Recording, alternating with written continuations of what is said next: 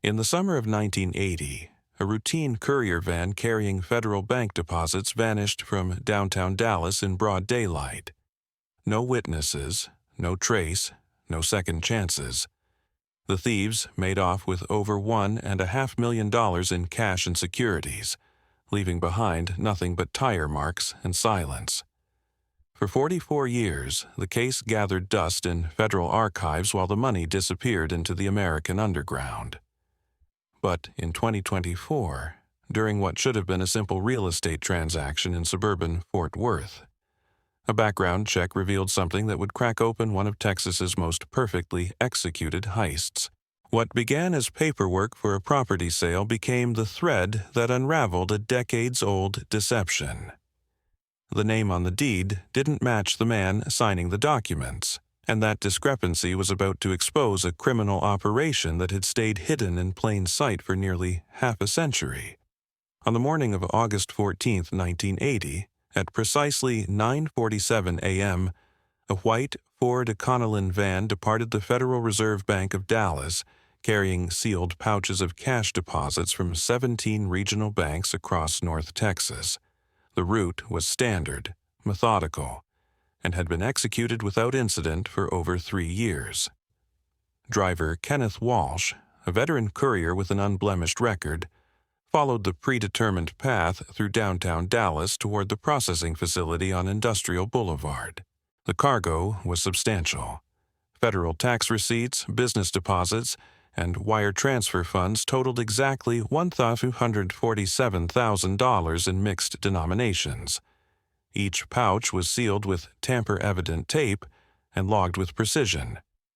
The van itself was equipped with basic security features, but no GPS tracking, no panic buttons, and no direct communication link to dispatch.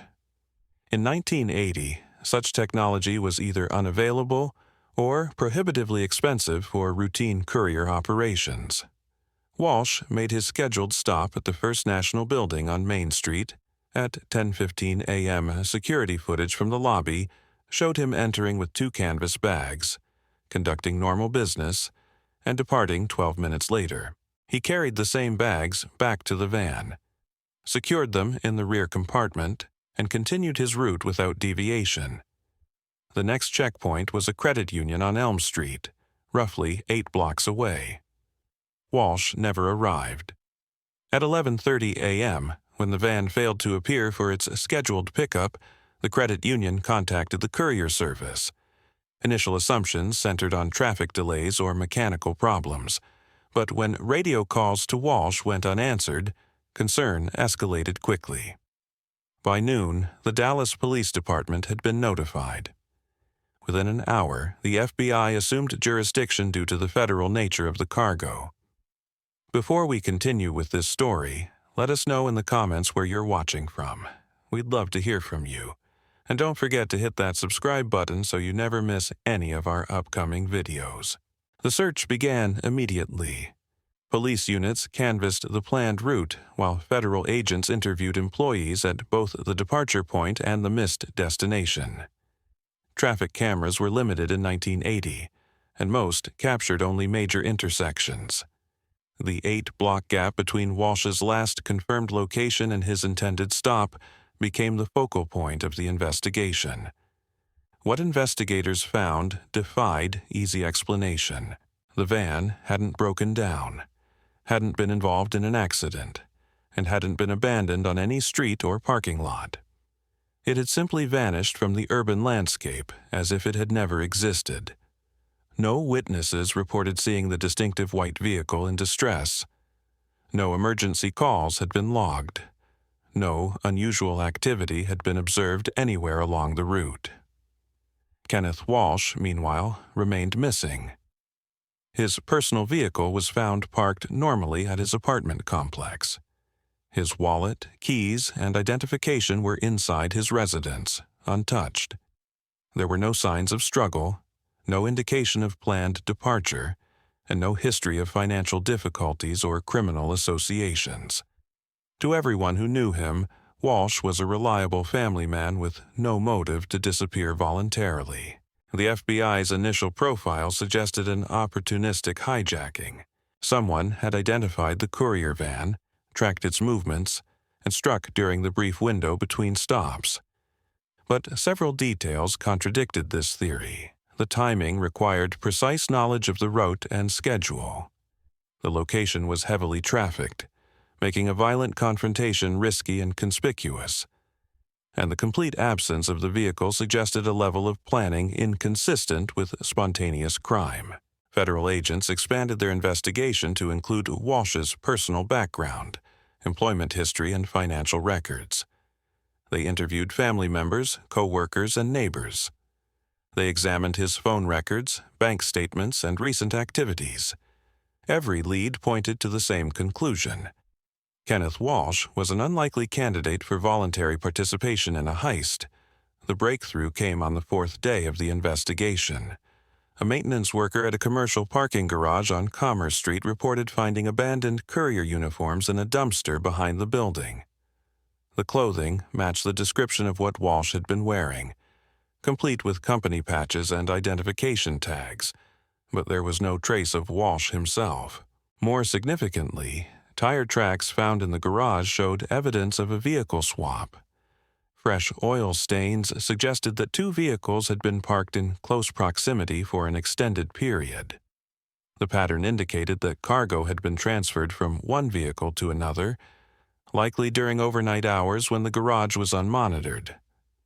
Security at the facility was minimal. A single attendant worked day shifts, and the structure was unguarded after 6 p.m. Video surveillance covered only the entrance and exit ramps, not the interior parking levels. Anyone with basic knowledge of the building's layout could have used it as a staging area without detection. The discovery shifted the investigation's focus. This was no longer viewed as a random hijacking, but as a carefully orchestrated operation requiring inside information, detailed planning, and coordinated execution. The perpetrators had known Walsh's route, his schedule, and his vehicle's cargo capacity. They had prepared a secure location for transferring the stolen money and had eliminated the primary witness. Federal investigators theorized that Walsh had been coerced or eliminated shortly after the van disappeared.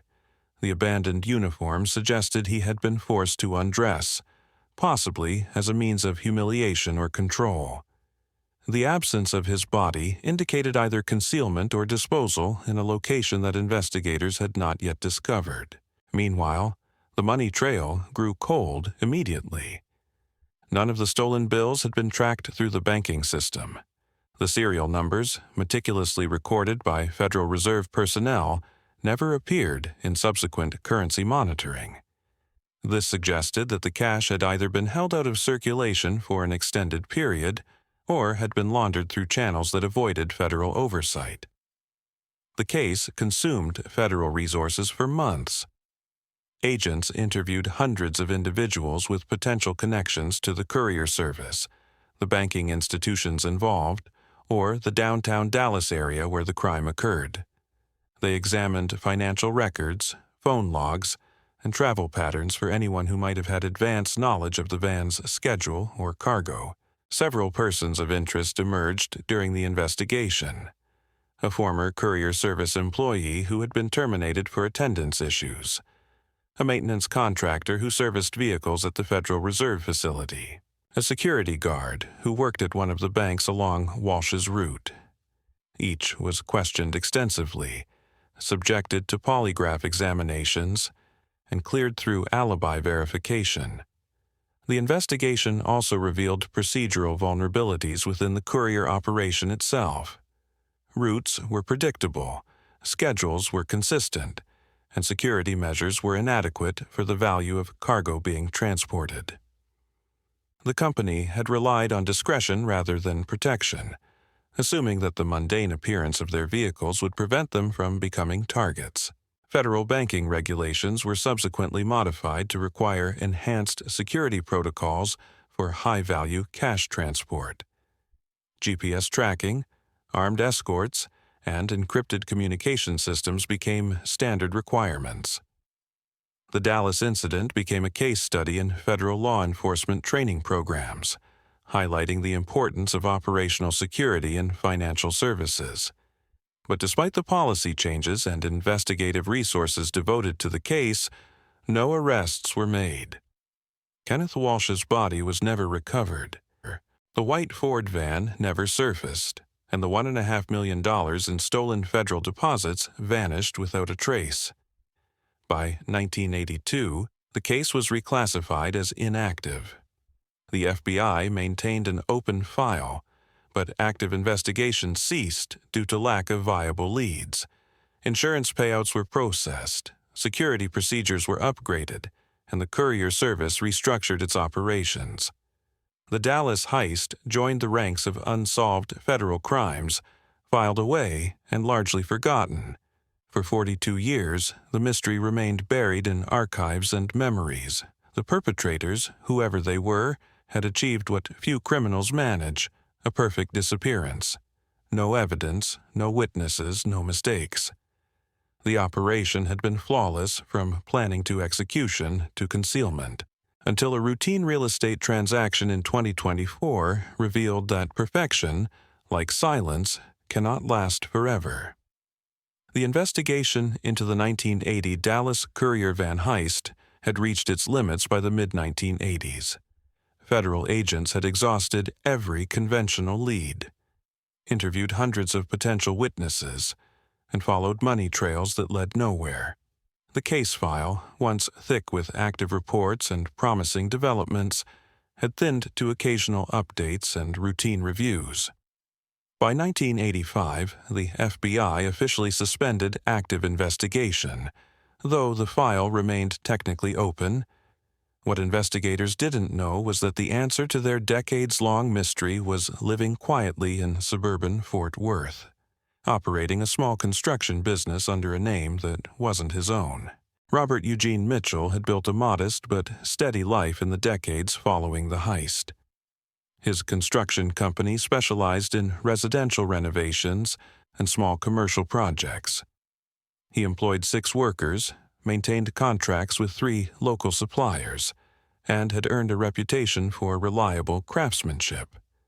His clients knew him as a soft-spoken man who delivered quality work on schedule and rarely discussed his personal background. Mitchell lived alone in a ranch-style house on Maple Street, a quiet neighborhood where residents knew each other by sight but respected privacy.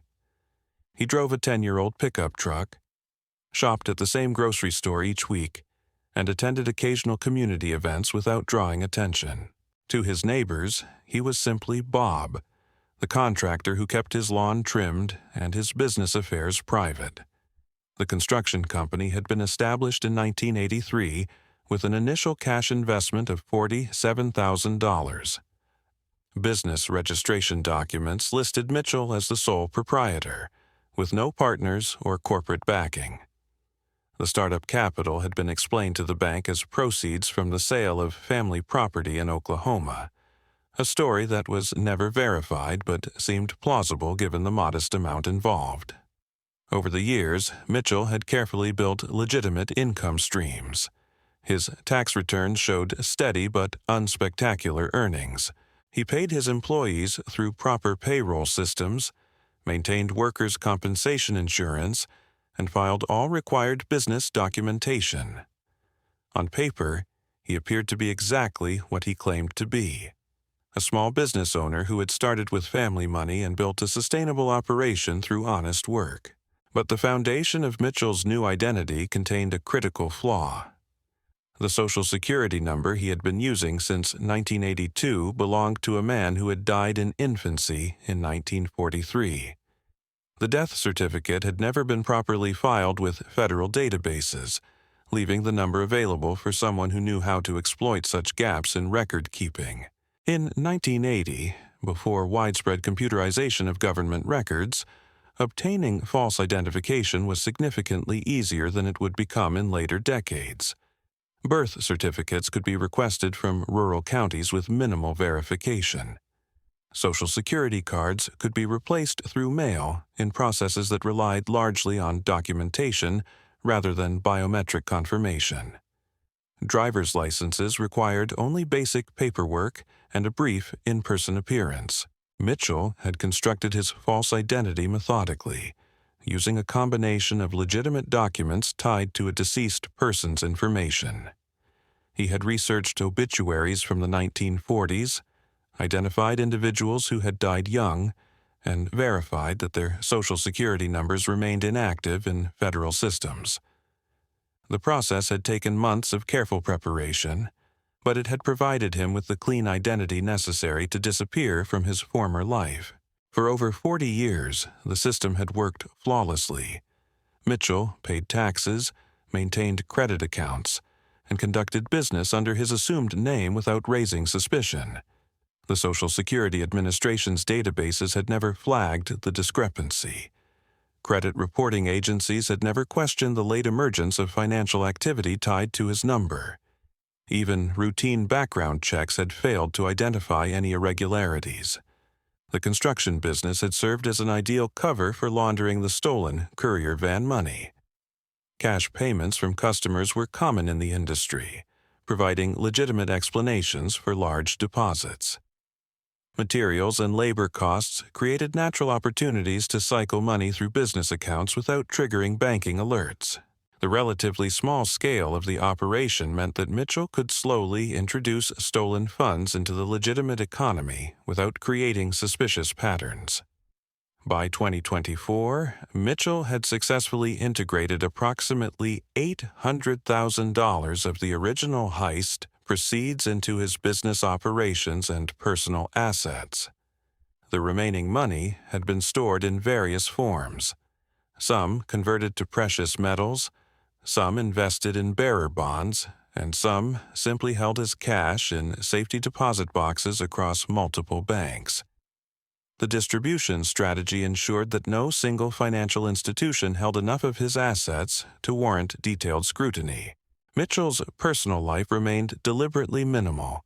He had never married, maintained few close friendships, and avoided activities that might require extensive background verification. He had no social media presence, rarely traveled outside Texas, and conducted most of his business through established local networks. The isolation was intentional, designed to minimize opportunities for his false identity to be challenged or exposed.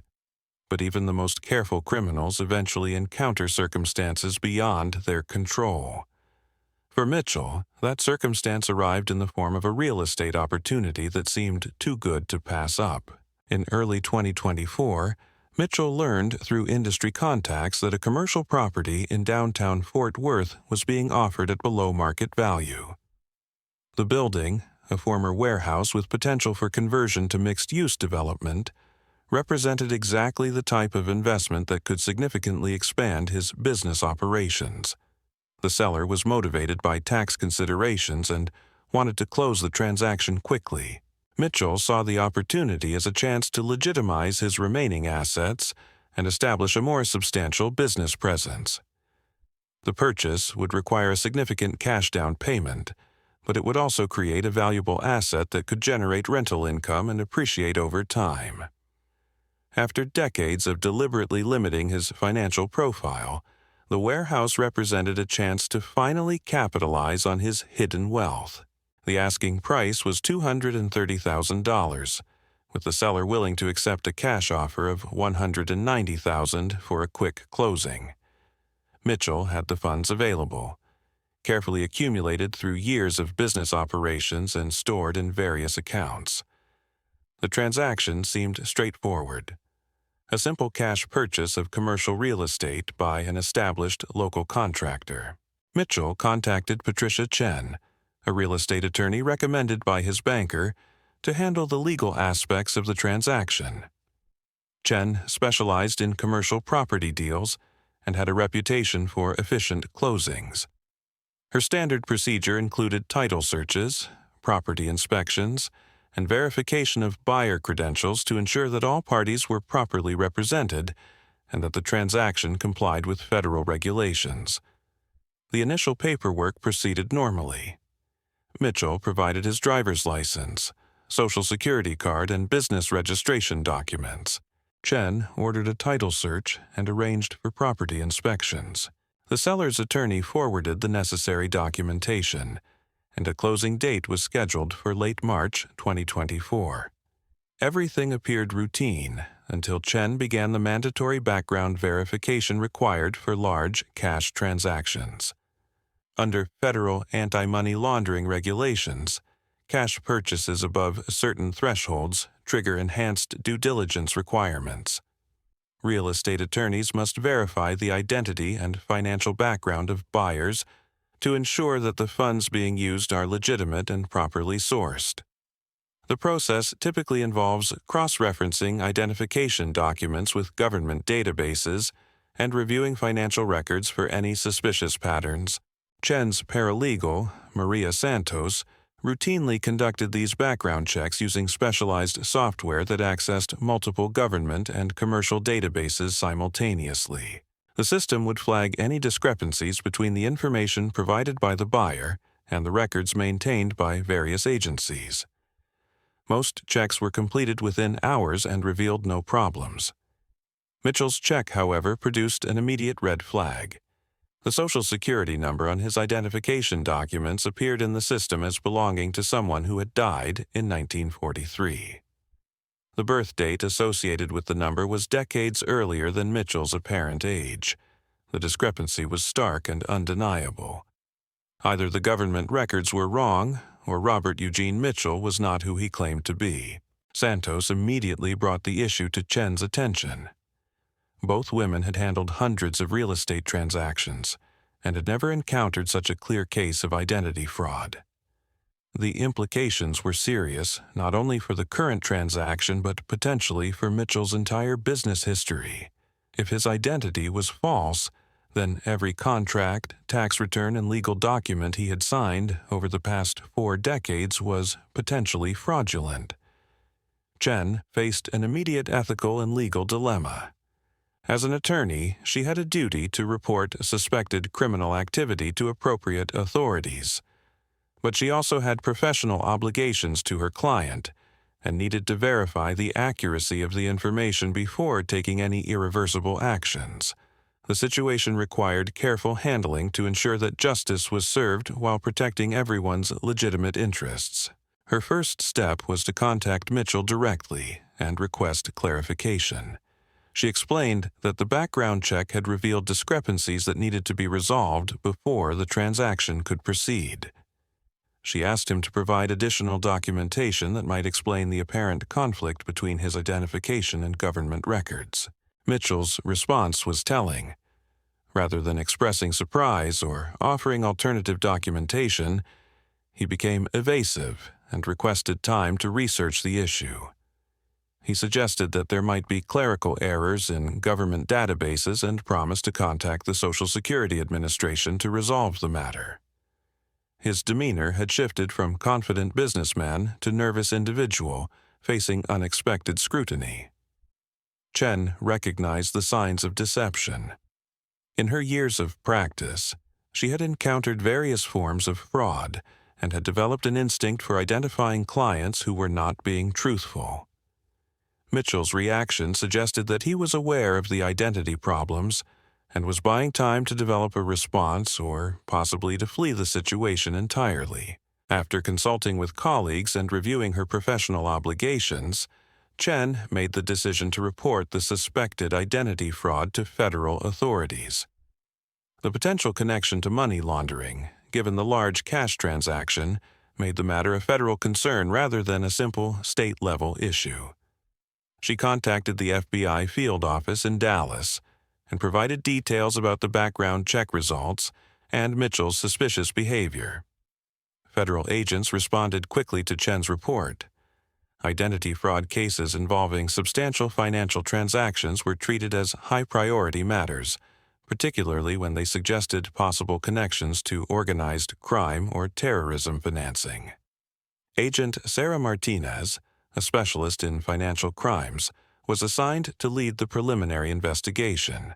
Martinez's first step was to verify the background check results independently. Using federal databases not accessible to private attorneys, She confirmed that the Social Security number Mitchell had been using belonged to an infant who had died in 1943.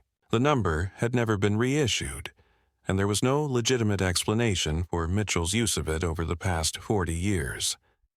The discovery opened multiple avenues of investigation. If Mitchell had been using false identification since the early 1980s, then his entire adult life was potentially built on criminal activity. His business operations, tax filings, and financial transactions all became subjects for federal scrutiny. The scope of potential charges ranged from simple identity theft to complex money laundering and tax evasion schemes. Martinez began by requesting financial records from banks where Mitchell maintained accounts. The pattern of deposits and expenditures over 4 decades would provide insights into the source of his funds and the methods he had used to conceal their origins. The investigation would also examine his business operations to determine whether the construction company was legitimate or merely a front for laundering illegal proceeds. As the federal investigation gained momentum, Mitchell found himself facing the collapse of the carefully constructed life he had maintained for over 4 decades. The simple real estate transaction that was supposed to legitimize his remaining assets had instead exposed the fraudulent foundation of his entire existence. The perfect crime of 1980 was finally beginning to unravel, not through brilliant detective work or lucky breaks, but through the routine application of modern identity verification technology. The net was tightening around a man who had successfully hidden his true identity for nearly half a century. But Robert Eugene Mitchell was about to discover that in an age of digital records and interconnected databases, even the most carefully maintained deceptions eventually face exposure. As federal investigators dug deeper into Mitchell's background, they uncovered a web of deception that stretched back to the immediate aftermath of the 1980 Courier van heist. Financial records revealed patterns that were impossible to explain through legitimate construction work alone. Between 1983 and 1990, Mitchell had made cash deposits totaling over $400,000, far exceeding what his reported business income could justify. The timing was particularly suspicious. The largest deposits coincided with periods when Mitchell's construction company had minimal documented projects. Bank statements showed regular cash infusions that kept his accounts flush during months when his business should have been struggling. The pattern suggested a systematic effort to introduce large amounts of currency into the legitimate banking system without triggering federal reporting requirements. Agent Martinez focused her investigation on Mitchell's activities immediately following the Courier van robbery. Property records showed that he had purchased his current residence in late 1982, paying $68,000 in cash for a house that would have required years of savings for a typical construction worker. The down payment alone represented more money than Mitchell had officially earned in the previous 5 years combined. More revealing was the discovery of safety deposit boxes registered under Mitchell's false identity. Federal subpoenas revealed that he maintained accounts at 7 different banks across the Dallas-Fort Worth metropolitan area. Each box contained a mixture of cash, precious metals, and bearer bonds that collectively represented hundreds of thousands of dollars in untraceable assets. The bearer bonds were particularly significant. These financial instruments, which had largely fallen out of use by the 1990s, were popular among criminals in the 1980s because they could be transferred without creating paper trails. The bonds in Mitchell's possession had been purchased in 1981 and 1982, exactly when someone would have been looking to convert stolen cash into more secure forms of wealth storage. Federal forensic accountants reconstructed Mitchell's financial history with methodical precision. They identified approximately $900,000 that could not be explained through legitimate business activities. The money had been introduced into his accounts gradually, in amounts small enough to avoid triggering currency transaction reports, but large enough to suggest access to a substantial illegal windfall. The investigation also revealed Mitchell's true identity. Fingerprint analysis confirmed that Robert Eugene Mitchell was actually David Lawrence Hoffman, a former armored car driver who had worked for the same courier service that employed Kenneth Walsh. Hoffman had quit his job in September 1980, just weeks after the heist, citing personal reasons and a desire to start his own business. This connection transformed the investigation from a routine identity fraud case into a major breakthrough in one of Dallas's most notorious unsolved crimes. Hoffman had possessed intimate knowledge of courier routes, security procedures, and cash transport schedules. His position within the company had given him access to information that would have been essential for planning the 1980 robbery. Federal agents immediately began reconstructing Hoffman's activities during the critical period surrounding the heist. Employment records showed that he had called in sick on August 14, 1980, the day of the robbery. His supervisor remembered the absence because it had forced last-minute schedule changes that disrupted normal operations. The timing was too convenient to be coincidental. Investigators also discovered that Hoffman had been experiencing significant financial pressure in the months leading up to the robbery. He owed substantial gambling debts to illegal bookmakers and faced potential violence if he failed to pay. Court records from a 1979 divorce proceeding revealed additional financial obligations, including alimony payments and legal fees that exceeded his legitimate income. The pressure had apparently driven Hoffman to desperate measures. Phone records from 1980, recently digitized from archived paper logs, showed multiple calls between Hoffman and a number registered to Kenneth Walsh in the weeks before the heist. The conversation suggested coordination and planning rather than casual friendship between coworkers. The most damning evidence came from reconstruction of the crime itself. Federal agents theorized that Hoffman had used his insider knowledge to intercept Walsh during the Courier run. The abandoned uniforms found in the downtown parking garage matched clothing that Hoffman would have had access to through his employment. The precision of the operation reflected someone who understood exactly how the courier system worked and where its vulnerabilities lay. Walsh, investigators now believed, had been an unwilling victim rather than a willing participant. The evidence suggested that Hoffman had ambushed his colleague during the route, possibly through a fabricated emergency or mechanical problem. Walsh's body had likely been disposed of immediately to eliminate the primary witness to the crime. The parking garage where the uniforms were found became the focal point of renewed forensic analysis. Modern DNA testing techniques, unavailable in 1980, were applied to evidence that had been preserved in federal storage.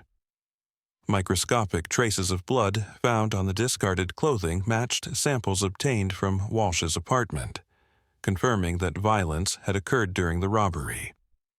Additional evidence linked Hoffman to the crime scene through microscopic paint transfers. The white Ford van used in the heist had scraped against a concrete pillar in the parking garage during the vehicle transfer. Paint samples collected in 1980 and stored in evidence lockers were now matched to trace amounts found on tools recovered from Hoffman's construction business 44 years later. The case against Hoffman strengthened as investigators uncovered the methodical nature of his deception.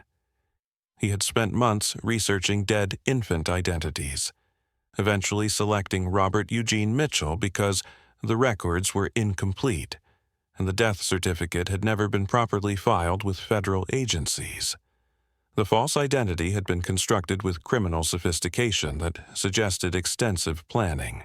Bank surveillance footage from the early 1980s, recently digitized as part of an archival project, showed Hoffman making large cash deposits while wearing distinctive clothing and accessories that could be traced to his construction business.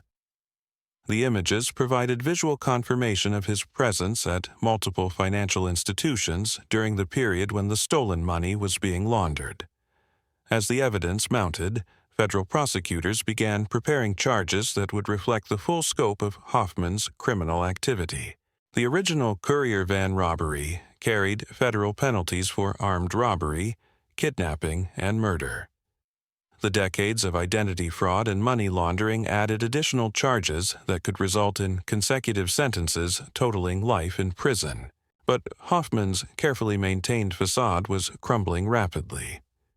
News of the investigation had leaked to local media, and his construction business faced immediate scrutiny from clients and suppliers.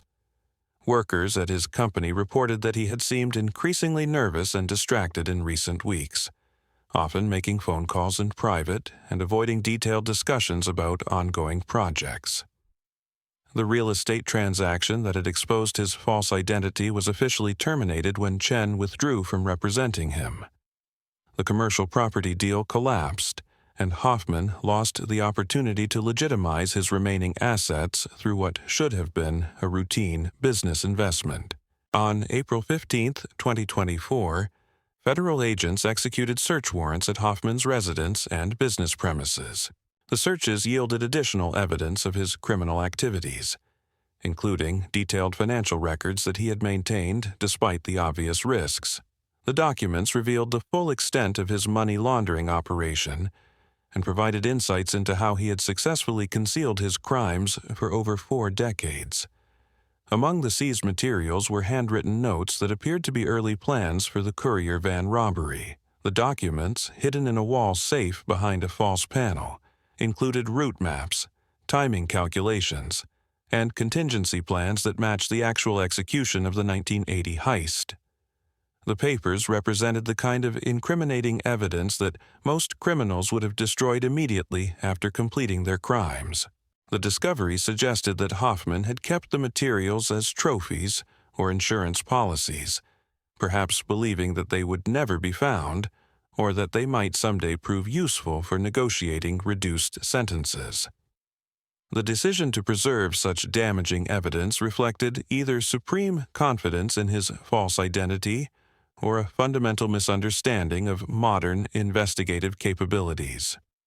Federal agents also recovered additional stolen property that had never been reported in connection with the original robbery. Among Walsh's personal effects, apparently taken as souvenirs, were a watch, wallet, and identification cards that confirmed the courier's fate. The items had been preserved in a locked box, suggesting that Hoffman had maintained some emotional connection to his victim, even while living off the proceeds of his murder.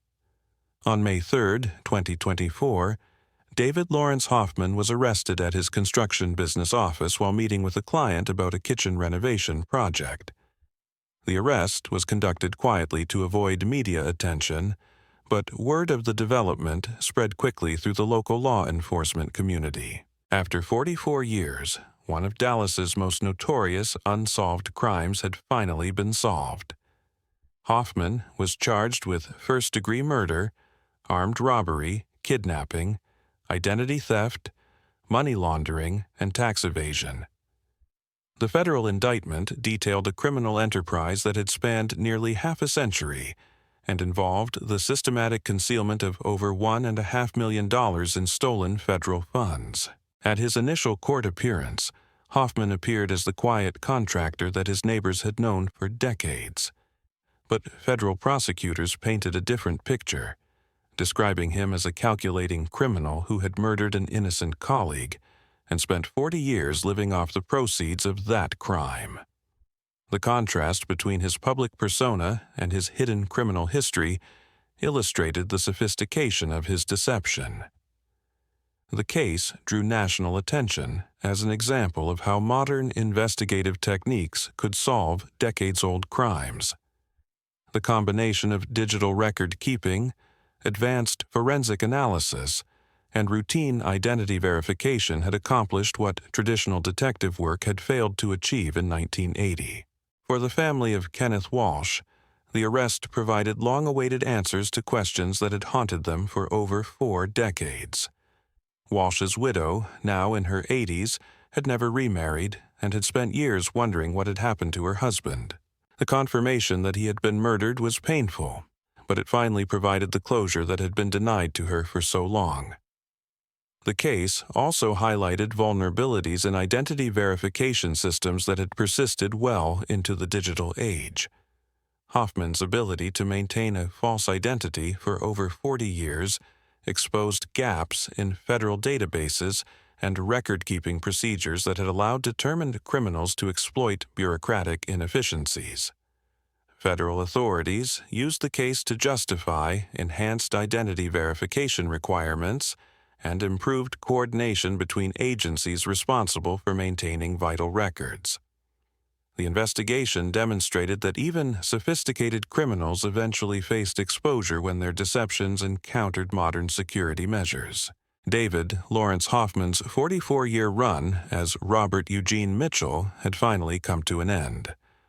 The perfect crime of 1980 had proven to be imperfect after all, undone not by brilliant detective work or lucky breaks, but by the routine application of identity verification technology to a simple real estate transaction.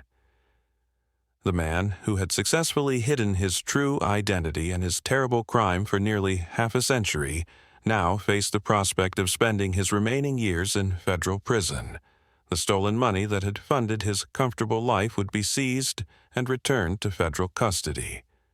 The construction business that had served as his cover would be dissolved and its assets liquidated. What had begun as a simple Courier van robbery in downtown Dallas had evolved into a complex case study in criminal deception, investigative persistence, and the ultimate power of truth to emerge from even the most carefully constructed lies. After 44 years of silence, justice had finally caught up with the man who thought he had committed the perfect crime.